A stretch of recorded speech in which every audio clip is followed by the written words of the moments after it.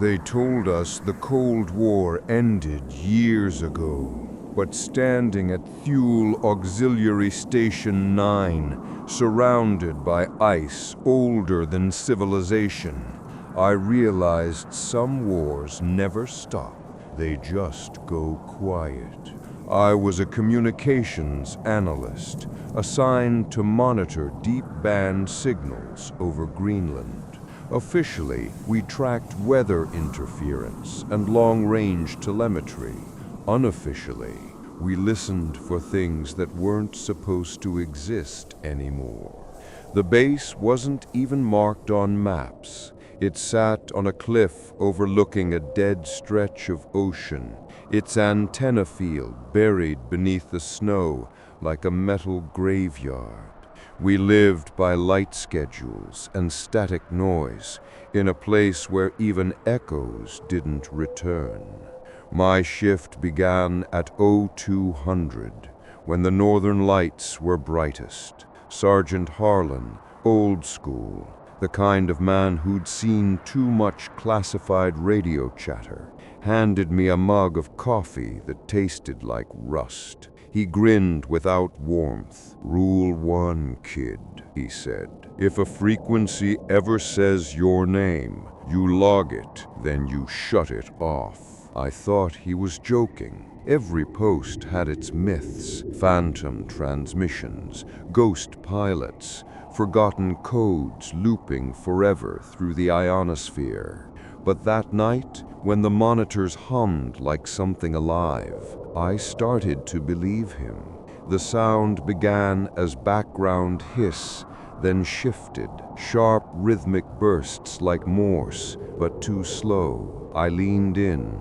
The console labeled it automatically Echo Sierra Channel 7. That designation wasn't on any list. The system translated 3 words: Echo Sierra acknowledged. Then another line appeared in the log feed, one I didn't type: Signal Loop Alpha confirmed. I checked the archive. The Echo Sierra channel was decommissioned in 1959, part of a network used during nuclear test alerts. We weren't even supposed to have its frequency range active. Harlan came over when he heard the tone. The color drained from his face. "Cut it," he said. I hesitated. The signal wasn't random.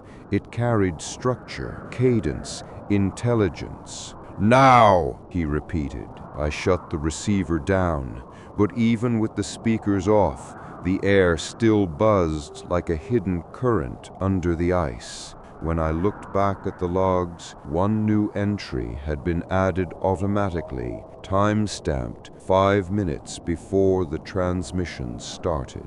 It read, Analyst D. Carter, present. My own name, logged before I'd even arrived for duty. That's when I realized this station wasn't just listening, it was waiting.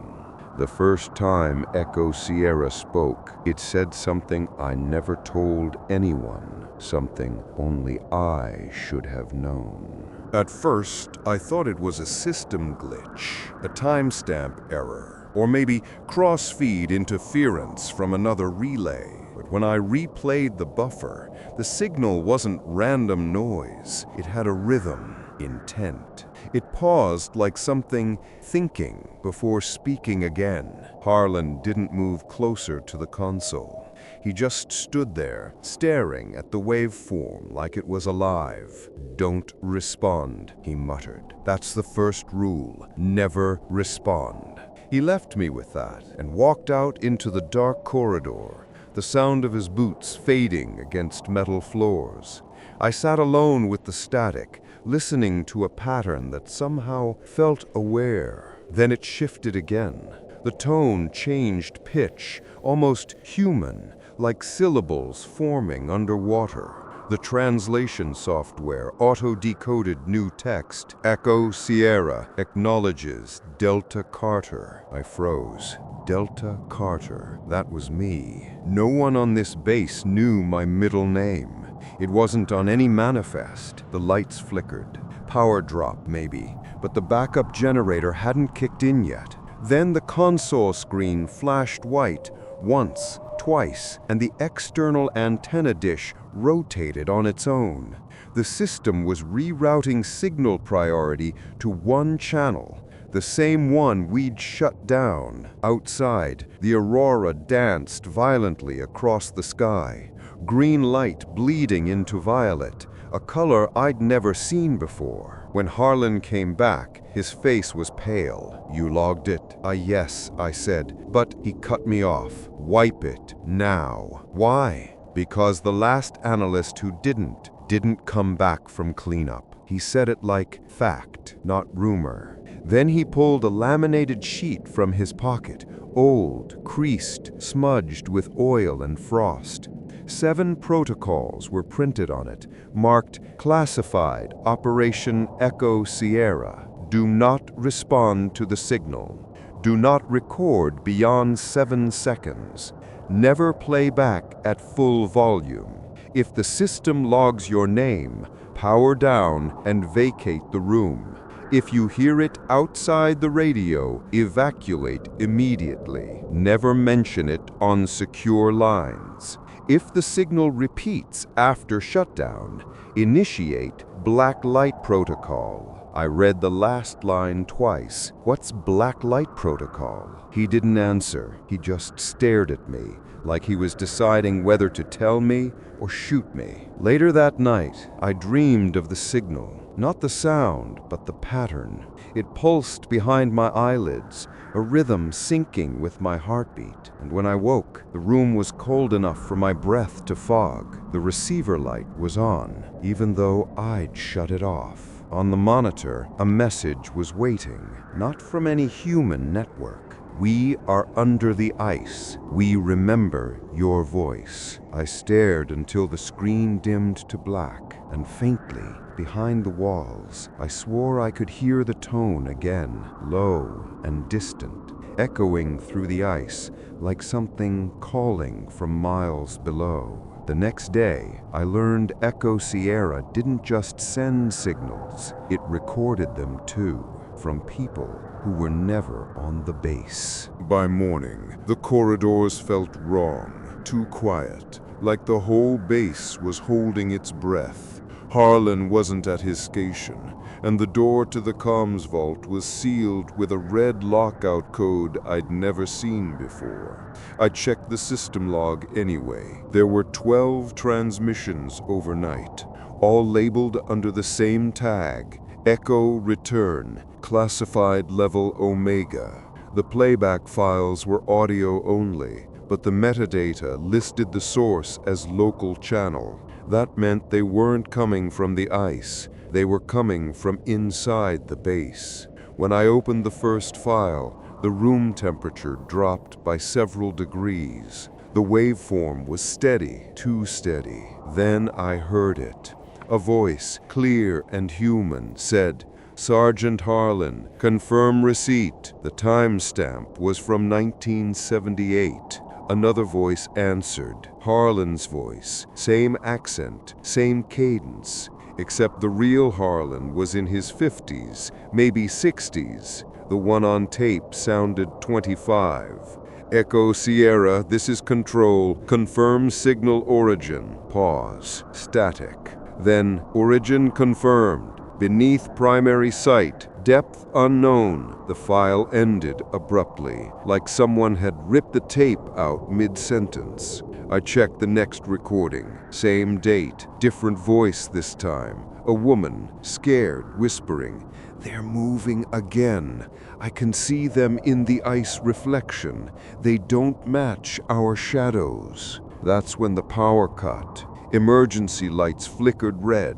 Every monitor blinked with a single word repeating, "Retransmission initiated."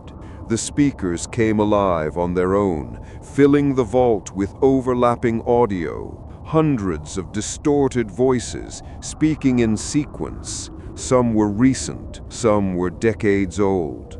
But they all ended with the same phrase, layered over each other until it became a single inhuman chorus. Echo Sierra acknowledges receipt. My console display glitched. The playback waveform began to mirror my own breathing, expanding when I exhaled, shrinking when I held still. Then something new appeared on screen. A message in the system log, time-stamped 5 minutes from now. Audio capture in progress. Subject Carter. I slammed the power switch. Nothing happened. The system kept running. The speakers hissed, and then my own voice played back. Same tone, same words I'd spoken seconds earlier.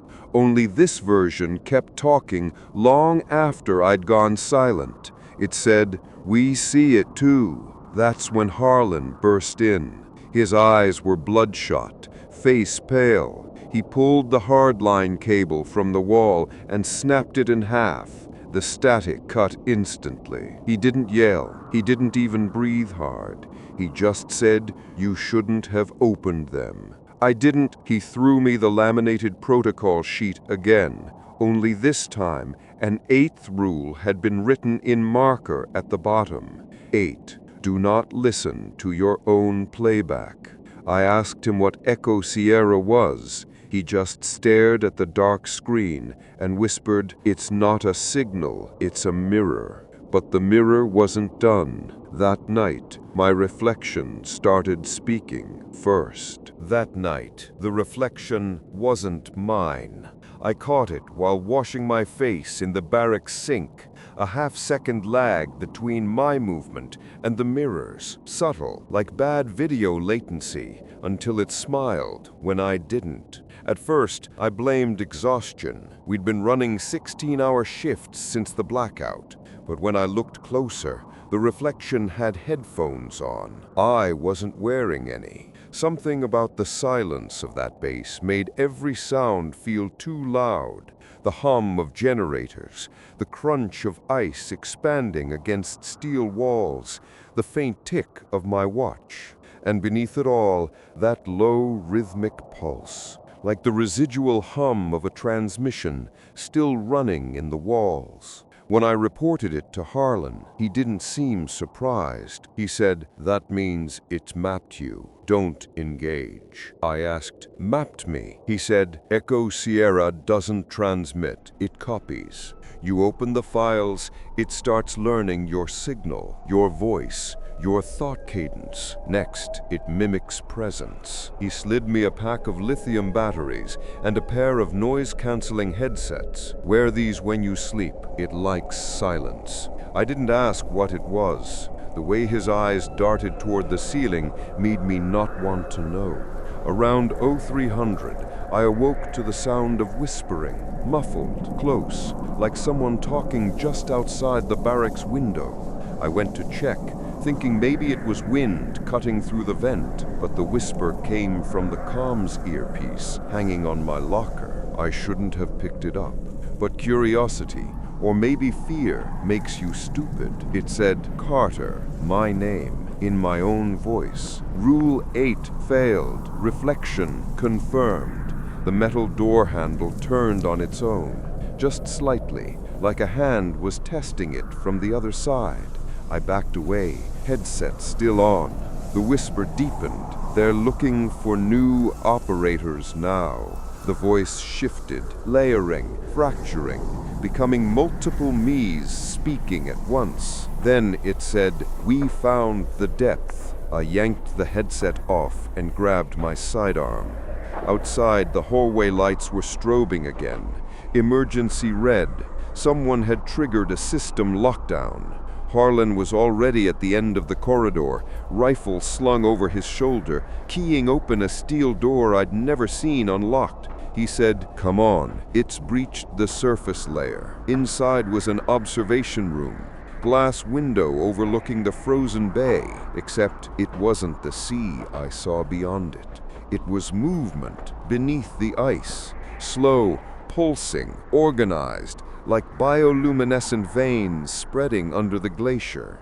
The light patterns formed symbols, then words, Echo Sierra, receipt confirmed. I realized then this wasn't just reflection. The signal was physical. The comm systems, the ice, the metal, all resonating like an enormous antenna. I turned to Harlan. He was staring out the window, whispering to himself. His reflection on the glass whispered back.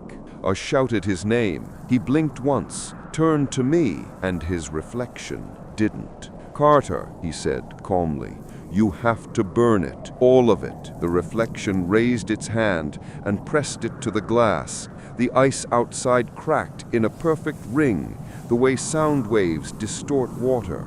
That's when I saw what was beneath the ice. 7 vertical silhouettes standing motionless in the dark, exactly like the radio logs had described decades ago. And when the signal spoke again, it didn't come from the speakers this time. It came from inside my skull. I couldn't tell if the sound was inside my head or vibrating through the floor. It was low, almost subsonic, the kind of frequency that rattles your teeth and makes your heart skip beats. Harlan didn't move. He was staring through the glass, transfixed. The ice outside rippled like something was breathing beneath it. "It's not a signal," he muttered. "It's a response." I didn't understand. He pointed to the console bank along the wall, ancient Cold War hardware still running next to our modern systems. Its analog dials were twitching wildly, every needle pegged into the red. Back in '83, a Navy array detected the same frequency. They thought it was Soviet sonar. We now know it was coming up from under the continental shelf. They built this base here to listen, and now it's listening back. The noise intensified, a deep, rhythmic pattern. 5 pulses, pause, then 5 again. Morse code. "What's it saying?" I asked. He didn't answer right away. When he did, his voice was barely audible. "It's spelling our names." The waveform on the main monitor was synchronizing with our heartbeats.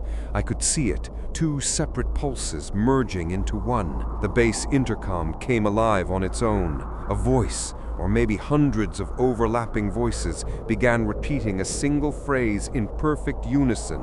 "Echo Sierra, 2 signals confirmed. Transmission complete." Harlan yanked open the cabinet under the control console, pulling out 2 canisters labeled thermite. "We burn the comms core," he said. "If the array's still transmitting, we cut it off before it maps the world." We ran to the lower level, the power spine. Rows of copper conduits ran into a central sphere, humming with blue light. And inside that sphere, frozen in translucent ice, was something. It looked organic, not human, not even mechanical. Veins of light ran through its structure like living circuitry. Its surface rippled, pulsing in time with the deep sound. "That's the origin point," Harlan said. "Project Echo's discovery. They found this in a borehole. It's been awake since." The comms system kicked back on.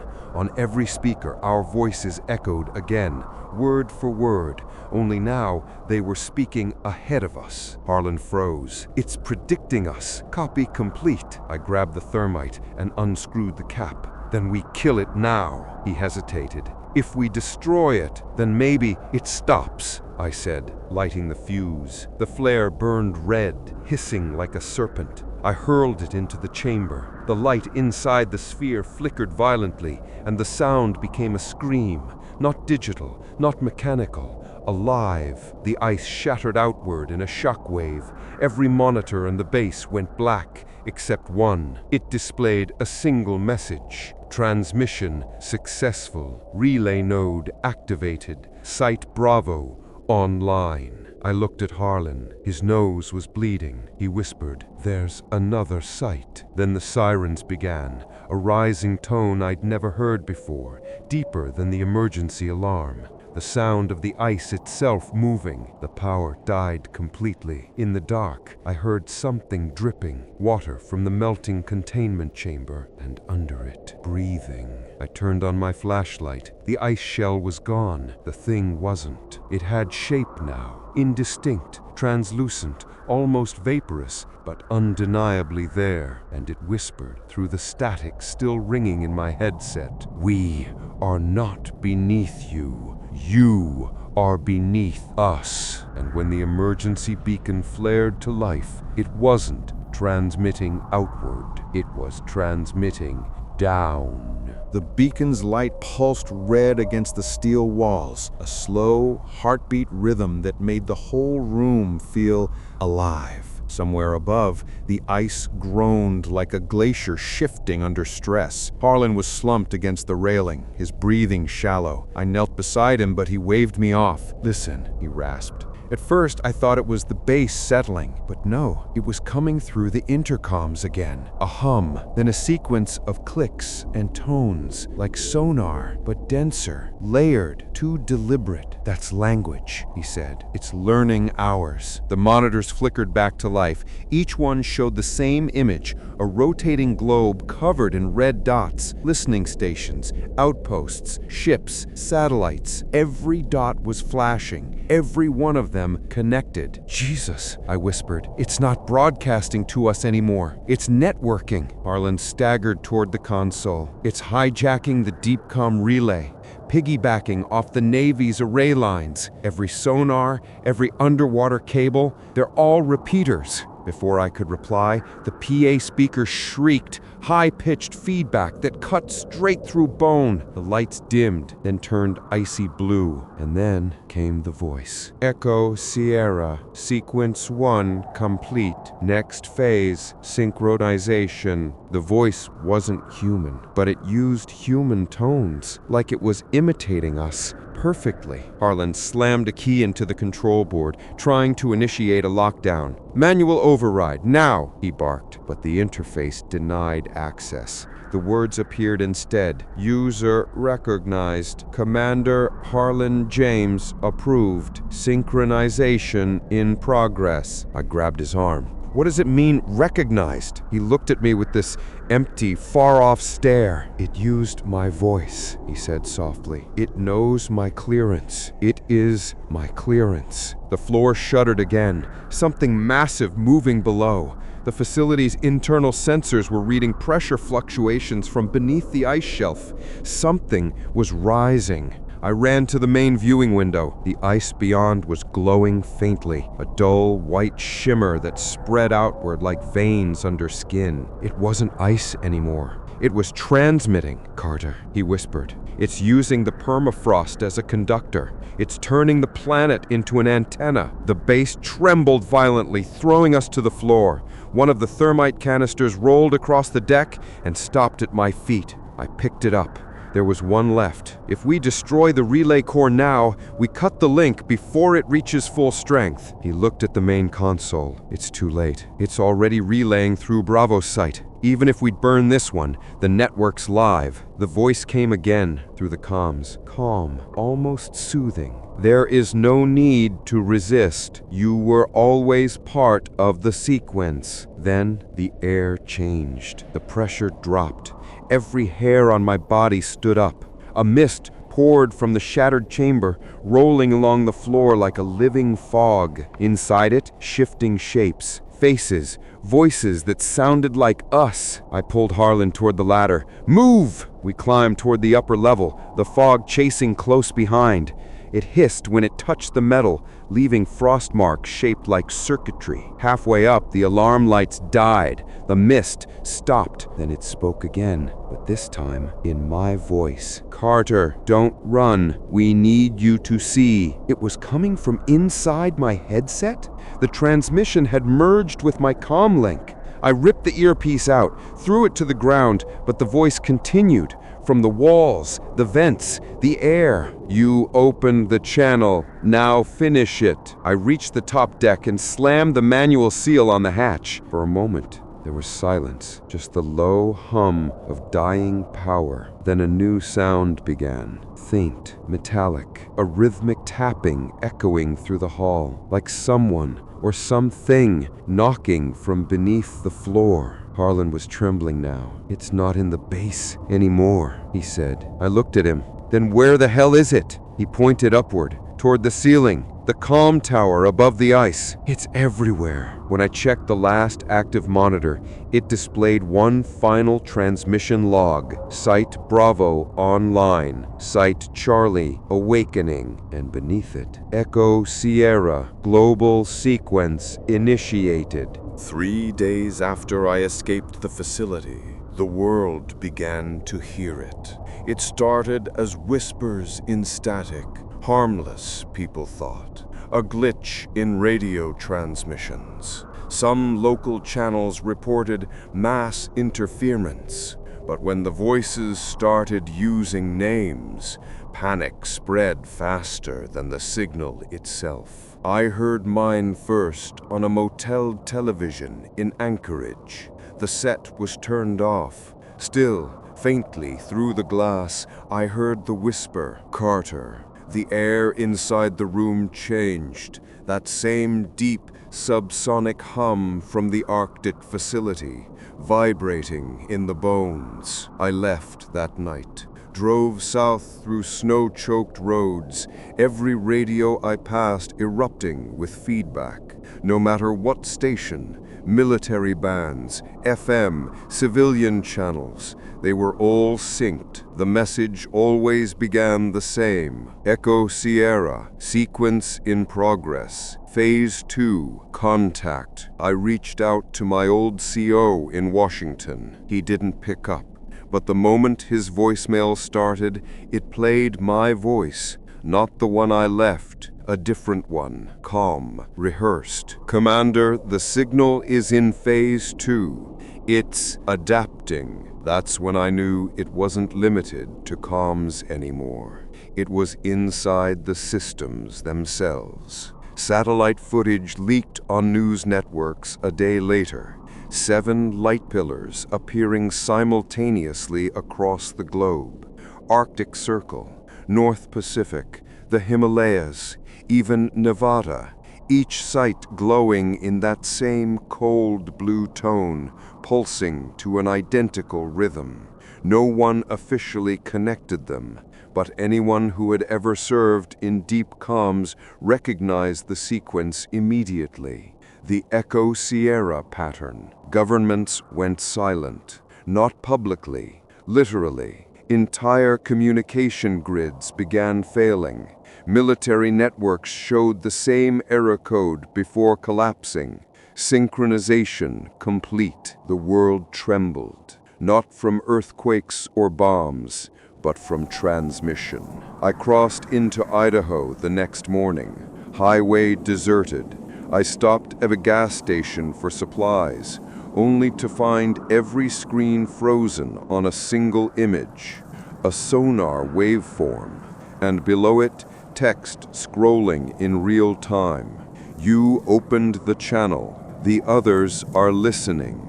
The clerk behind the counter just stood there, staring at the monitor, his eyes unfocused, mouth moving silently in sync with the words.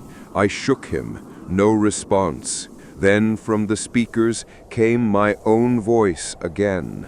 "Carter, observe, comprehend, transmit." The man blinked and started repeating it out loud, his tone identical to mine. I ran. By the time I reached Boise, the city had gone dark. Radios blaring static, cell towers emitting low-frequency tones. People gathered in the streets, covering their ears as if the sound was inside their heads. Emergency broadcasts tried to calm the chaos, but the feeds were hijacked mid-transmission. Every screen cut to black, followed by a phrase glowing white against the void. The sequence is the bridge. Satellite analysts later reported something worse. The lights beneath the ocean, those same deep-sea coordinates we'd logged in Echo Sierra, were now moving, slowly, in formation. 7 of them, each one surfacing closer to coastlines. I called Harlan again that night. Somehow the call went through. His voice was weak, distant. "Carter, it's not broadcasting anymore. It's calling back. The frequency, it's not going out, it's coming in. He coughed violently, then whispered. They were never transmissions. They were responses. We were answering something buried. Before I could ask what he meant, I heard a knock on the motel door. 3 slow taps, exactly like the ones we heard in the base. Through the peephole, nothing, just empty hallway, flickering fluorescent light. Then a shadow crossed the glass, not human-shaped, tall, narrow, distorted by the lens. It stood there for several seconds before turning away. When I opened the door, I found something carved in the paint with a blade.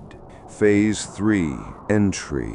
And as I stepped outside, the snow began to fall. But it wasn't white. It was pale blue, faintly glowing, whispering as it touched the ground, repeating a single word in the static of the wind. Synchronize. The last thing I remember before blacking out was that whisper, synchronize. When I woke, I was back inside a structure that felt both familiar and wrong. The air was thick with frost, my breath visible in front of my face. The walls looked like the Arctic facility, only melted, warped, like they'd been frozen mid-collapse and reformed again. My comm device was active. The screen flickered, showing my own reflection, but it wasn't moving in sync with me. It mouthed something slower, deliberate. You opened the sequence. A low hum rippled through the metal floor, and light bled up from below, that same pale blue, pulsing in intervals that matched a heartbeat, except it wasn't mine. I followed the sound down a corridor where ice coated every surface, forming almost hexagonal shapes, perfect hexagonal patterns. At the end stood a chamber of glass, and inside it a terminal I recognized from the Echo Sierra station, though it was impossibly here. The words scrolling across it froze as I approached. Human broadcast achieved, awaiting response. Then a reply appeared, not typed, written, as if something invisible was tracing it from within the monitor. We heard you. The screen flashed, and suddenly I wasn't in the chamber anymore. I was seeing not with my eyes, but through something vast. Images poured through my mind like static bursts. The ocean's black depths folding inward, metallic shapes sleeping beneath kilometers of ice. Voices of people I'd known, each whispering the same pattern of numbers. I realized then, the Echo Sierra signal wasn't human-made. We had been echoing something ancient, something buried under frequencies so deep, even sonar mistook them for ocean noise. Harlan was right. We didn't send a signal. We answered one. I felt my pulse sinking with the rhythmic hum under my feet. Each beat slower, heavier. Then a voice, neither male nor female, filled the chamber around me. You called across the cold. Now we cross back. The walls rippled like water, and from that blue light, forms began to emerge. 7 vertical silhouettes, the same number from every transmission. They weren't physical. They were distortion itself, refracted air and flickering geometry that twisted in and out of visibility. Their presence wasn't sound. It was pressure, like the atmosphere itself recognized them. I tried to speak, but my voice broke, trapped between frequencies. My comm device crackled again, translating the static into half-formed sentences. Interface achieved. Assimilation optional. Remain in transmission or terminate signal. For a moment, I understood. They weren't invading. They were bridging. The Echo Sierra project was never about communication. It was about translation. Humanity had stumbled onto an old cosmic network hidden beneath physics itself. And now it wanted to include us. The room darkened. My comm device blinked red. Final sequence initiated. Carrier signal, Carter. The realization hit me. They were using me as the transmitter. Every signal since the Arctic had been building toward this, syncing not satellites, not systems, but consciousness. My thoughts, fears, and voice were just code to them, a test pattern. The chamber walls began to fold outward, revealing an ocean of stars and frozen waves suspended mid-motion like glass. In the distance, 7 pillars of blue light rose through the void, pulsing in unison, and then everything stopped. A final line appeared on the console. Sequence stable. Network established. For the first time, I heard silence. Absolute, perfect silence. Then a whisper, almost kind. You have joined the signal. I felt my mind fracture, not in pain, but expansion. My memories became waves. My voice a tone somewhere between human and machine. I saw through systems, satellites, deep ocean cables. I was the transmission now, echoing through every channel humanity had ever built. But before everything dissolved, I saw one last image. Earth, viewed from above, covered in a faint blue shimmer like static frost. And through every radio, every dormant line, a single phrase repeated in endless calm. Echo Sierra, complete. If you still hear faint whispers in your static at night, don't answer. Because if you do, the signal knows your frequency now, and it only needs one more voice to synchronize again. YouTube thinks you'd like this story next, so click to watch it.